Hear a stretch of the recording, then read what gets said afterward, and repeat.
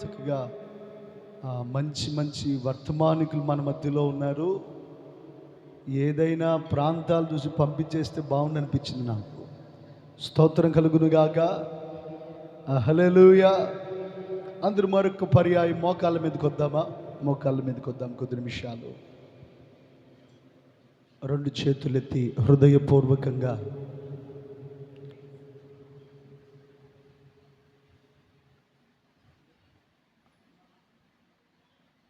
యేసయ్యా స్తోత్రమయ్యా.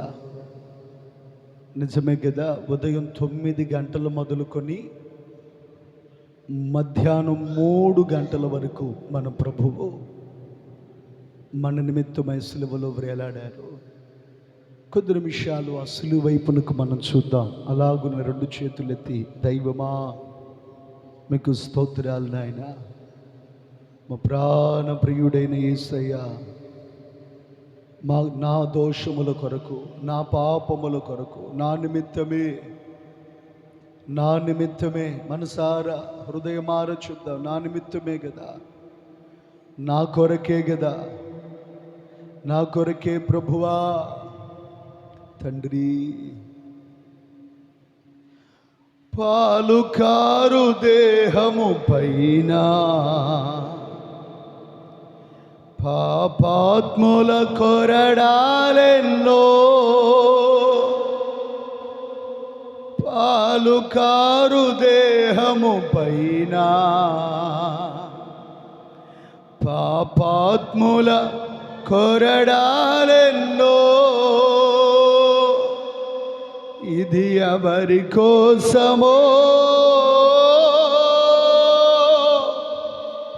ఇది నీ కోసమే, ఇది నా కోసమే, ఇది నీ కోసమే, ఇది నా కోసమే.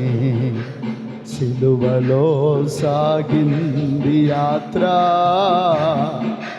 కరుణామయుని దయగల పాత్ర. సిలువలో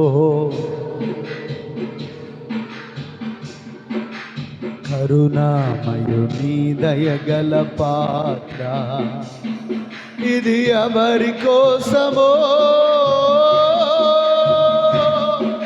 ఈ జగతి కోసమే, ఈ జనుల కోసమే, ఇది నీ కోసమే, ఇది నా కోసమే. సిలువలో సాగింది యాత్ర, కరుణామయుని దయగల పాత్ర. సిలువలో కరుణామయుని దయగల పాత్ర.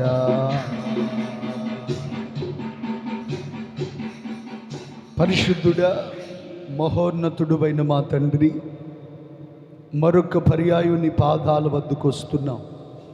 ఇప్పటి వరకు మా ప్రియ సహోదరులు మీరు వారిలో ఉంచిన భారాన్ని కొన్ని మాటలుగా పంచుకున్నారయ్యా. ఆ మాటలలో మీ పిల్లలు స్థిరపడినట్లుగా బలపరచండి.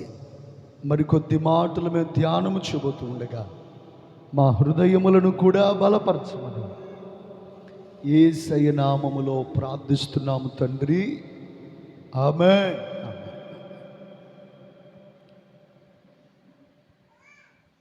మరి ఇప్పటి వరకు చక్కని మాటలు ప్రియ సహోదరులు పంచుకున్నారు. బహుశా ఇంకా వర్తమానం చెప్పవలసిన అవసరం లేదేమో అనుకున్నాను, కానీ క్రమాన్ని బట్టి కొన్ని మాటలు, 1-2 మాటలు మీతో పంచుకుంటాను.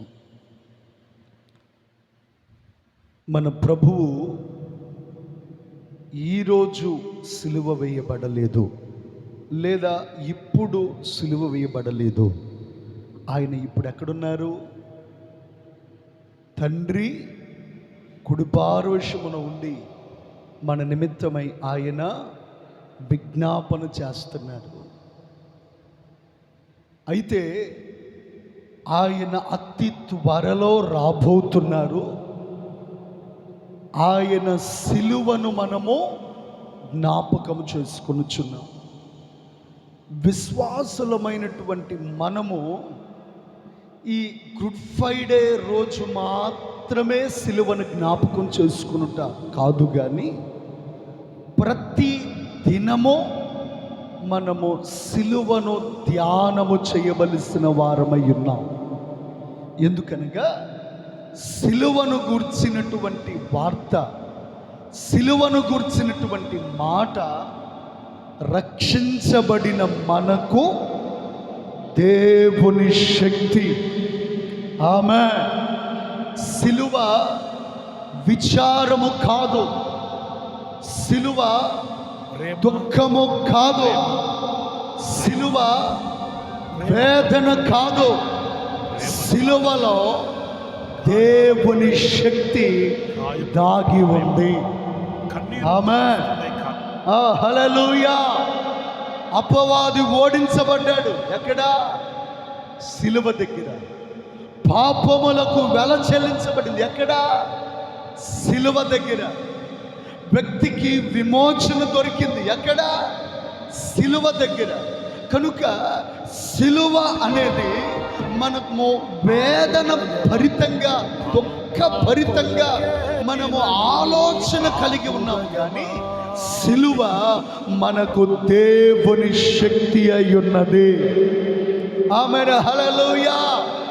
కుడి చేయి పైకి తండ్రి మాట చెప్పండి. సిలువను గుర్చిన వార్త, సిలువను గుర్చిన మాట నాకు దేవుని శక్తి, దేవుని శక్తి. ఆమేన్. హల్లెలూయా. హల్లెలూయా. ఏ శక్తి అట? దేవుని యొక్క శక్తి అయ్యినది. ఒక మాట మనం చదువుదాం. దేవుడు మన ప్రభువైన యేసయ్య మన నిమిత్తమై సిలువను భరించారు. అయితే ఆ సిలువను మన నిమిత్తము భరించటం మాత్రమే గాక, ఆ సిలువను ఆయన మన కొరకు కూడా ఉంచారు. అందరి మనతో చెప్పండి. మన కొరకైన సిలువ, నా కొరకైన సిలువ. ఆమేన్. వాక్యం చదివి వాళ్ళకి మైకి ఒకళ్ళు చదవండి, ఎందుకంటే రికార్డ్ అవుతుంది కనుక రెఫరెన్స్ కూడా చదువుతున్నప్పుడు అది కూడా రికార్డ్ అవుతుంది. మార్కు సువార్త 8వ అధ్యాయము 34వ వచనం. అంతటా ఆయన తన శిష్యులను జనసమూహమును తన యొద్దకు పిలిచి నన్ను వెంబడించగోరువాడు తన్ను తాను ఉపేక్షించుకొని తన సిలువను ఎత్తుకొని నన్ను వెంబడింపవలెను. హల్లెలూయా. జన సమూహములు ఆయన ఎదుట ఉన్నారు. విస్తారమైన ప్రజలు ఆయన ఎదుట ఉన్నారు. 70 మంది శిష్యులు ఆయన ప్రక్కగా ఉన్నారు. ఆయన 70 మంది శిష్యుల వైపునకు చూస్తూ, ఆయన విస్తారమైన జన సమూహముల వైపునకు చూస్తూ ఆయన పలుకుతున్న మాట, మీలో ఎవరైనా నన్ను వెంబడించాలి అనుకుంటున్నామయ్యా. మీలో ఎవరైనా నన్ను వెంబడించాలి అని సిద్ధపడుతున్నారా? అవునయ్యా, సిద్ధపడుతున్నామయ్యా. నన్ను వెంబడించగోరువాడు తనను తాను ఉపేక్షించుకొని తన సిలువను ఎత్తుకొని నన్ను వెంబడించాలి. దేవునికి స్తోత్రం. ఏం చేయాలంటే, మనం యేసయ్యని వెంబడించాలంటే నీ కొరకు ఒక సిలువ ఉంది, యేసయ్య కొరకు ఒక సిలువ ఉంది, అలాగే మన కొరకు ఒక సిలువ ఉంది. ఇప్పుడు మనము మన సిలువను ఎత్తుకొని మనము ప్రభువును వెంబడించాలి. ఎందుకని మనము సిలువను ఎత్తుకొని ప్రభువును వెంబడించాలి అనంటే, సిలువ అనున్నది ఒక అర్హతను తీసుకొని వస్తుంది. ఆమె సిలువేం తీసుకుని వస్తుంది చెప్పాలి, అర్హతను తీసుకుని వస్తుంది. మరొక మాటను చదవండి, ఫిలిప్పీయులకు రాసిన పత్రిక,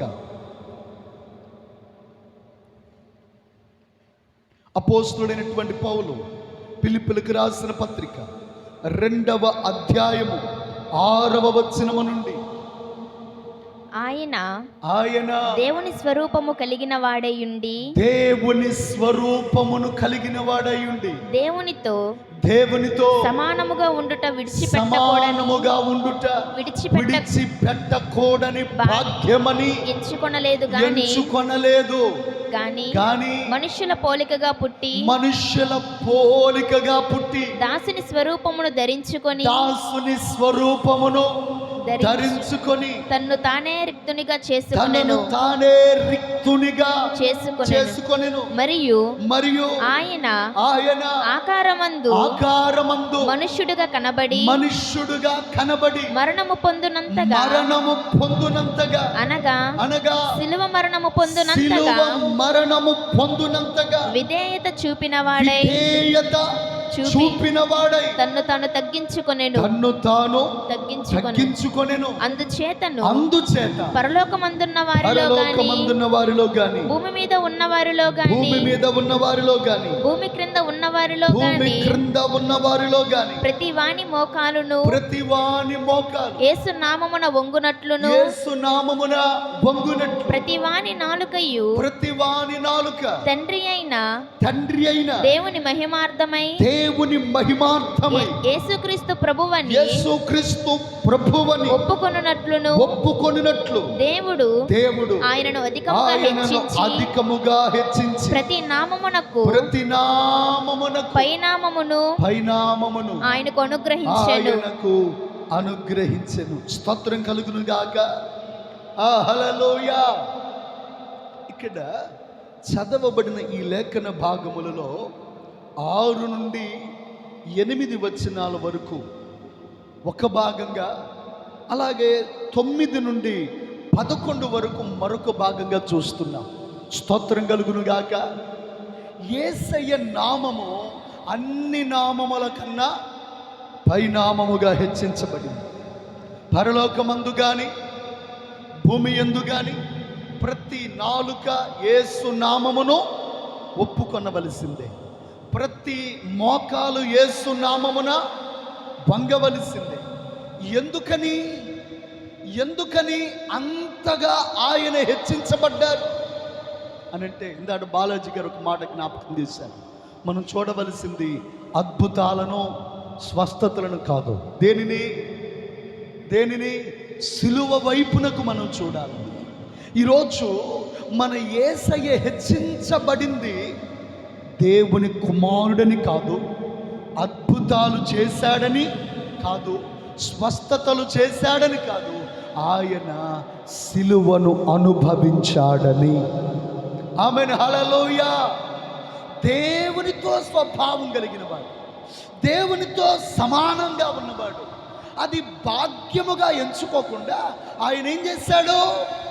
దాసుని స్వరూపాన్ని ధరించుకొని తనను తను రిక్తునిగా చేసుకొని మనుష్యునిగా జన్మించి ఆయన సిలువ మరణము పొందినంతగా విధేయత చూపాడు గనుకే తండ్రి అయిన దేవుడు ఆయనను అన్ని నామముల కంటే ఉన్నతమైన నామముగా హెచ్చించాడు. స్తోత్రం చెప్దాం గట్టిగా. హల్లెలూయా, హల్లెలూయా. అంటే యేసయ్య హెచ్చించబడడానికి ఒక కారణం, ఆయన సిలువను అనుభవించాడు.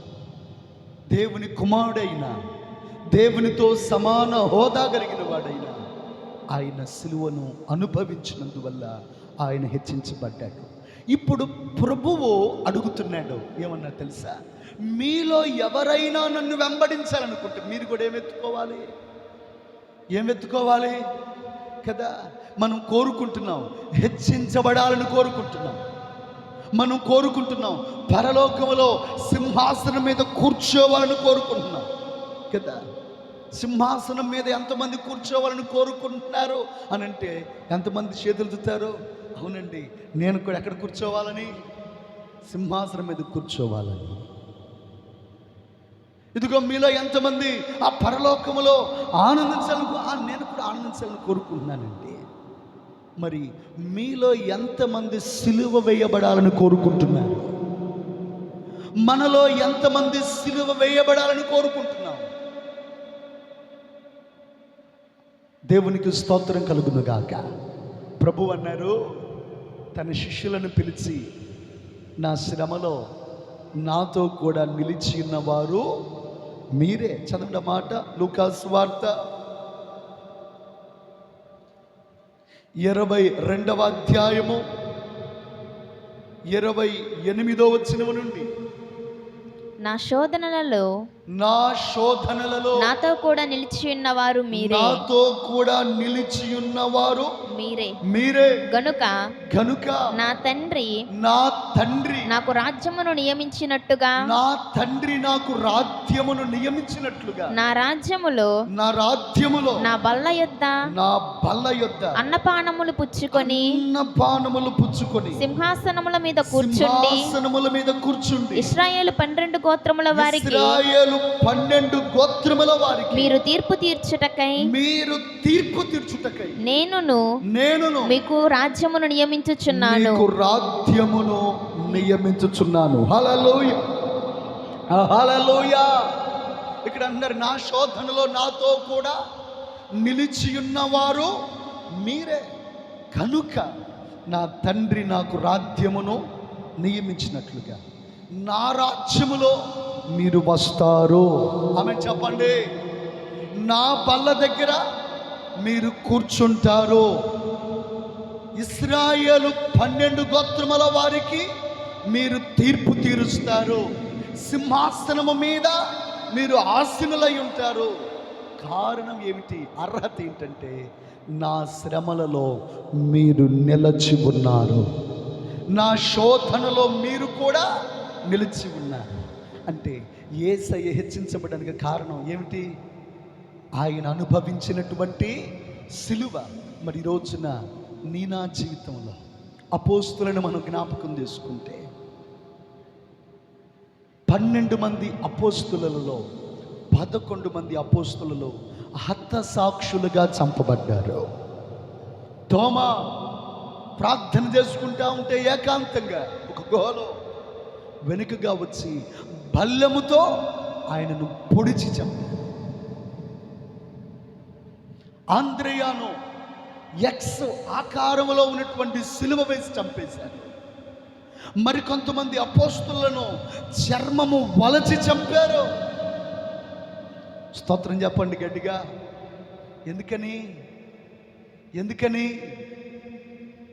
ఎంతగా సిలువలో నలగొట్టబడితే అంతగా తండ్రి యొక్క మహిమ ఉంది. ఆమెన్ చెప్పండి గట్టిగా. ఏమిటి? ఎంతగా సిలువలో నలిగితే అంత మహిమ ఉంది. ఈ రోజున మనం కూడా భావిస్తున్నాం, అయ్యో నాకెందుకని ఈ శ్రమలు, నాకెందుకని ఈ అవమానాలు, నాకెందుకని నేను నలగొట్టబడాలి, నేను ఎందుకని ఈ రీతిగా ద్వేషించబడాలి, దూషించబడాలి, అవమానించబడాలి అని అంటే, యేసయ్య సిలువ యేసయ్యకు ఎలా మహిమను తెచ్చిందో, సింహాసనాన్ని తెచ్చిందో, రాజ్యాన్ని తెచ్చిందో, అలాగే నీ సిలువ కూడా ఏం చేస్తుంది నీకు? అమ్మా, ఊరికి వచ్చేస్తుందండి సింహాసనం. స్తోత్రం చెప్పండి గట్టిగా. వచ్చి ఊరికి నేను కూర్చున్నంత మాత్రాన దేవుడు రాజ్యాన్ని ఇచ్చేస్తాడా? ఆమె గట్టిగా ఒకసారి స్తోత్రం చెప్పండి. హల్లెలూయా. ఇంకొచ్చి గట్టిగా చెప్దాం, హల్లెలూయా.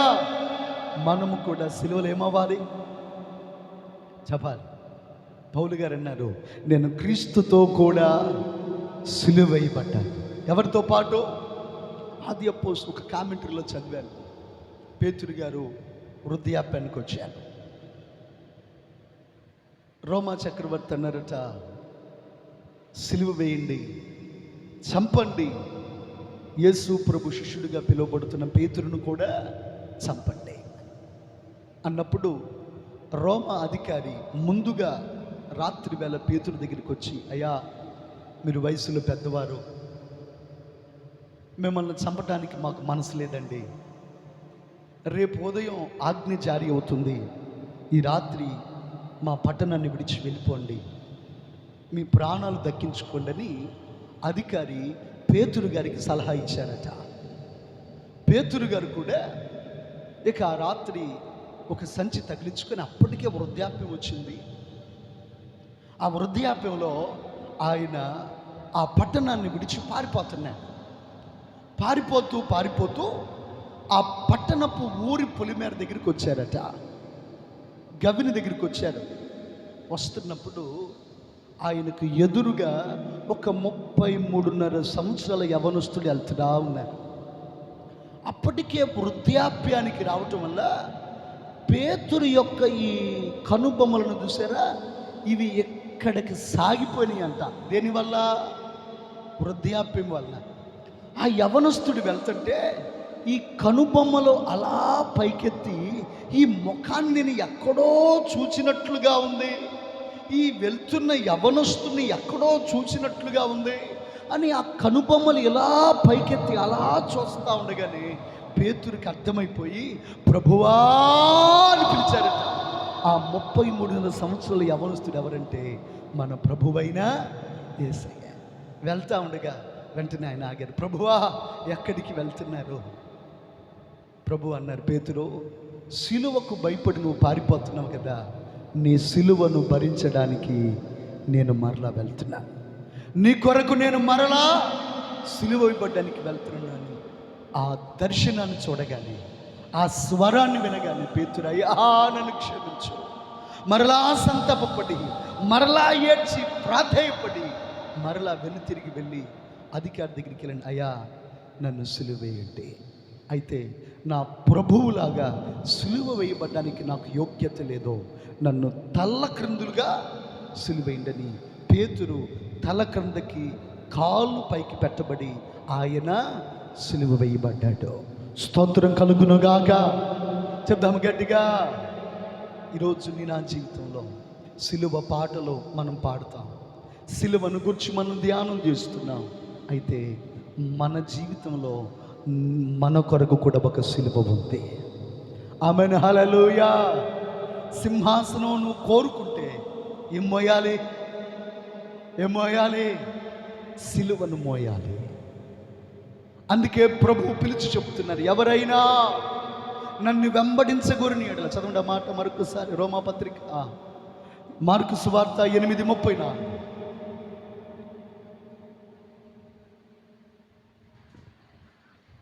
అంతటా ఆయన తన శిష్యులను జనసమూహమును తన యొద్దకు పిలిచి, నన్ను వెంబడింపగోరువాడు తన్ను తాను ఉపేక్షించుకొని సిలువను మోయాలంటే ముందుకేం చేయాలి?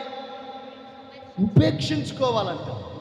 ఆమేన్, ప్రైజ్ ది లార్డ్.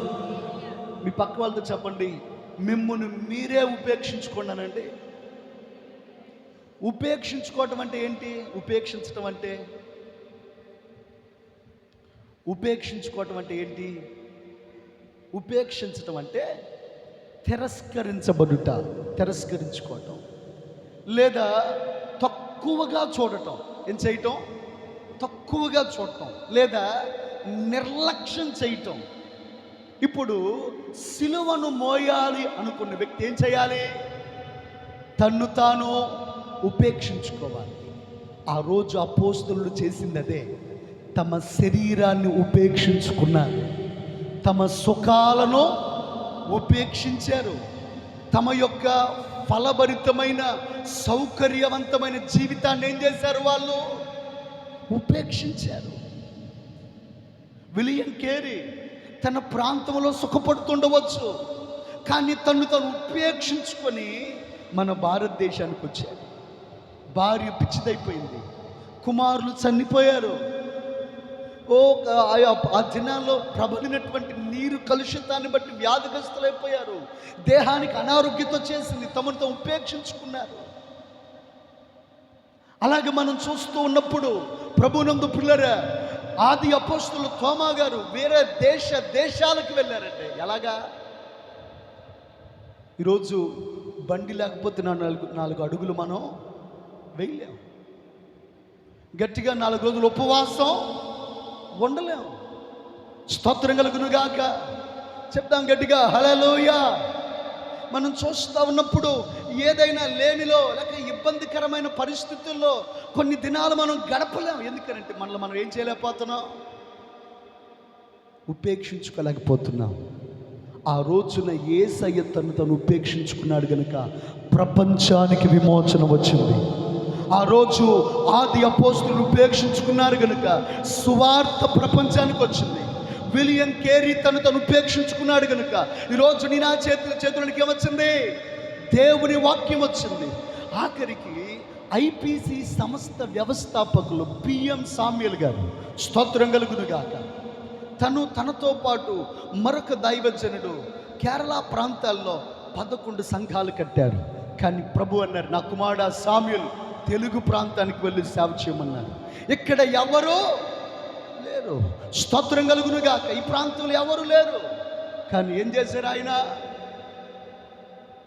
ఒక్కడే ఏమి లేకపోయినా ఆస్తి అన్నీ వదిలిపెట్టుకొని తెలుగు ప్రాంతానికి వచ్చి తెలుగు ప్రాంతంలో సువార్తను ప్రకటించారు. స్తోత్రం కలుగునుగాక. ఇక్కడికి రావటం వల్ల ఈ ఒక్కసారి ఆహారం పడక 2 కుమారులను పోగొట్టుకున్నారు. స్తోత్రం కలుగునుగాక. బలహీనపరచబడ్డారు. దైవజనులు యేసన్న గారు, ఇలా అనేక మంది భక్తులు ఏం చేశారట? తమను తాము ఉపేక్షించుకున్నారు. ఈరోజు మనల్ని మనం ఎంతగా మనం ఉపేక్షించుకుంటే దేవుని సింహాసనం దగ్గర మనం చేర్చబడతాం. గట్టిగా ఆమెను చెప్పండి. ఉపేక్షించుకొని ఇంకా ఏం ఎత్తుకోవాలంట? ఏమెత్తుకోవాలి? సిలువ ఎత్తుకుంటే అది నడక సుఖవంతంగా ఉంటుందా? భారం సుఖవంతంగా ఉంటుందా? స్తోత్రం చెప్పండి గట్టిగా. ఆయాసంగా కదా కిషోర్ చెప్పాడు, ఒక చెక్క మొక్కని పైకి మోసుకెళ్ళడానికి ఏ పడుతున్నాడని. నడక తేలిగ్గా ఉంటుందా? ఎప్పుడు కూడా గుర్తుపెట్టుకోండి, దేవుని భారం మనల్ని ఎప్పుడు సుఖవంతంగా నడవనివ్వదు. స్తోత్రం కలుగునుగాక. ఎప్పుడు అది మనకి ఎలా ఉంటుంది? భారంగా ఉంటుంది, వేదన భరితంగా ఉంటుంది. స్తోత్రం కలుగునుగాక. గట్టిగా హల్లెలూయా చెప్దామా? హల్లెలూయా చెప్దాం గట్టిగా, హల్లెలూయా. ఎందుకని ఈ సరిగా నిద్ర ఉండదు, సరిగా తిండి ఉండదు. స్తోత్రం కలుగునుగాక. ఒక్కొక్కసారి అనిపించింది, నా మట్టుకు నాకే విశ్వాసిగా ఉంటే చాలా బెటర్ అనుకుంటాను నేను ఒక్కొక్కసారి. ఎందుకని సేవకులుగా తిండి సరిగా ఉండదు, సమయానికి తిండి ఉండదు, సమయానికి నిద్ర ఉండదు. స్తోత్రం కలుగునుగాక. హల్లెలూయా. కొన్ని పర్యాయాలు కోపం వచ్చినా దానిని వెల్లడి చేసే పరిస్థితి ఉండదు. స్తోత్రం చెప్దాం గట్టిగా. హల్లెలూయా. నా ప్రియమైన దేవుని పిల్లలు, ఇలా చాలా విషయాలలో కూడా నా ప్రియమైన దేవుని పిల్లలు తగ్గించుకోవాలి, ఉపేక్షించుకోవాలి, చాలా విషయాలు కట్టడి చేసుకోవాలి.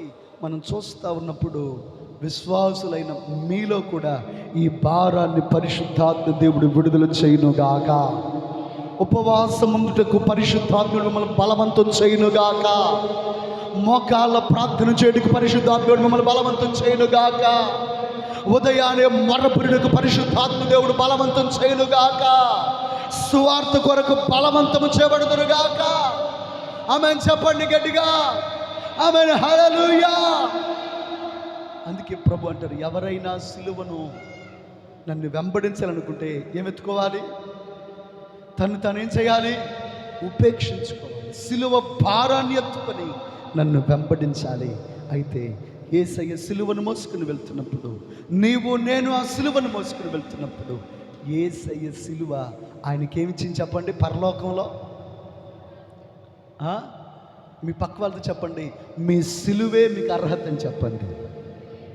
ఇంకొకసారి చెప్పండి, మీ కన్నీరే మీకు అర్హత, మీ శ్రమలే మీకు అర్హత, మీ భారమే మీకు అర్హత, మీ బాధ్యతే మీకు అర్హత.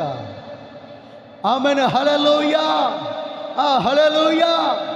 అందుకే అన్నడు కూడా సిలువను బట్టి విసుక్కోవద్దు, సిలువను బట్టి వేదన పడద్దు. అయ్యో ఏంటి ఈ సిలువ, నా మీద ఉన్న భారం ఏంటి అని అనుకోవద్దు. ఇది మన యేసయ్య వెళ్ళిన మార్గం. ఇది మన ఆది అపోస్తులు నడిచినటువంటి మార్గం. ఇది మనకు ముందున్న దైవజనులు కదా. ప్రవీణ్ గారు చంపబడ్డారు, నోరు ప్రియదేవుని పిల్లరా పగలగొట్టబడింది, గాయపరచబడింది. ఎందుకని ఈ మార్గం? ఎందుకని? ఇది ఏ మార్గం అంటే సిలువ మార్గం. ఇది ప్రైజ్ ది లార్డ్. హల్లెలూయా చెప్దామా? హల్లెలూయా. ఎందుకంటే ఇక్కడ సిలువ ఎత్తుకుంటే అక్కడ ఏం దొరుకుతుంది? చెప్పాలి గట్టిగా. అందుచేతనే యేసయ్య హెచ్చించబడ్డాడు. కేవలం దేవుని కుమారుడని ఆయనకు ఆ స్థానం ఇవ్వబడలేదు. అపోస్తలులు మరి చాలామంది ఉన్నారు, వాళ్ళకి ఎందుకు ఆ స్థానం ఇవ్వబడిందంటే వాళ్ళు ఆ సిలువను మోసారు కాబట్టి ఆ స్థానం వాళ్ళకి ఇవ్వబడింది. స్తోత్రం చెప్పండి గట్టిగా. ఈరోజు నీవు ఆ స్థానం కోరుకుంటున్నావా? సింహాసనాన్ని కోరుకుంటున్నావా? కాబట్టి కోరుకుంటే ఏం కావాలి? ఖచ్చితంగా సిలువను ఖచ్చితంగా మనం అనుభవించాల్సిందే. కనుక ఈరోజు నీ నా జీవితంలో సిలువ కొరకు సాగుదముగాక. ఆమేన్. హల్లెలూయా చెప్దాము. హల్లెలూయా. నే సాగేదా యేసునితో నా జీవిత, నే సాగేదా తో. మోకరిద్దాం అందరు కూడా చివరిగా. కాలమంతా యేసుతో గడిపేదా, యేసుతో గడిపేదా, పరమున చేరగా నే వెళ్ళేదా, నే వెళ్ళేదా, హనోకు వలేదా, నే సాగేదా యేసునితో నా జీవిత, లోకపు శ్రమలు నన్నే తీరించిన, లోకపు నన్నే తీరించిన కఠినులు రాళ్ళతో, కఠినులు హింసించిన స్తెఫను వలె సాగేదా, నే సాగేదా యేసునితో